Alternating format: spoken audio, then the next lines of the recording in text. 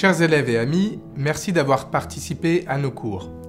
Comme vous le savez, à la fin de ceux-ci, nous vous invitons toujours à aller plus loin. C'est ainsi qu'est né le concept de ces cours-films pour approfondir ensemble un sujet que vous nous avez souvent suggéré. Aujourd'hui, nous allons parler ensemble du traitement des pierres. Alors, à quoi sert le traitement sur une pierre ? Deux fonctions principales, améliorer la couleur et améliorer la pureté. Il faut d'abord faire la différence entre ce que l'on appelle un traitement en tant que tel et les pratiques lapidaires traditionnelles. Les pratiques lapidaires traditionnelles sont au nombre de 3. La première est l'imprégnation par des fluides incolores. La deuxième est un simple chauffage sans adjonction d'autres matières. Et la troisième, qui concerne plus spécifiquement les perles, est un simple blanchiment sans adjonction ni de colorant ni de vernis. La différence entre les traitements et les pratiques lapidaires traditionnelles est que les traitements doivent être mentionnés par le vendeur. C'est-à-dire que toute la lumière doit être faite sur ce qu'aurait subi la pierre antérieurement à sa vente. Les traitements sont multiples et variés. On peut parler par exemple de l'irradiation.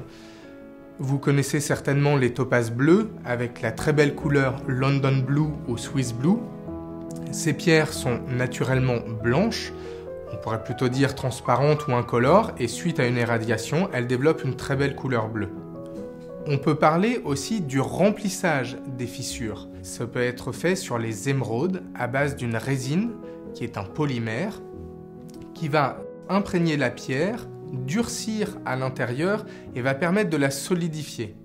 Mais ce traitement, à l'inverse de l'imprégnation par un fluide incolore, est permanent. On ne peut pas l'enlever. C'est pour cela qu'on parlera d'un traitement en tant que tel. D'autres traitements existent, principalement pour améliorer la couleur. On peut parler, concernant les corindons, de la diffusion. Il s'agit de diffuser à la surface de la pierre des atomes de fer ou de titane, c'est-à-dire de les faire rentrer en force dans la structure de la pierre afin d'augmenter la couleur. Il existe aussi la coloration simple par des colorants sur des pierres poreuses comme les pierres ornementales. On peut traiter la pierre en l'imprégnant dans une couleur, c'est le cas des calcédoines. Ces pierres, lorsque vous les trouvez avec des très belles couleurs orange vif, un mauve du plus bel effet, c'est qu'elles ont été teintées dans la masse. Donc, différence entre traitement et pratiques lapidaires traditionnelles. Les pratiques lapidaires traditionnelles ne doivent pas être forcément mentionnées, à l'inverse des traitements qui, eux, doivent être systématiquement mentionnés au client final. Les pierres de centre utilisées en haute joaillerie n'ont subi aucune amélioration lapidaire traditionnelle, ni donc aucun traitement, ce sont donc des exceptions de la nature.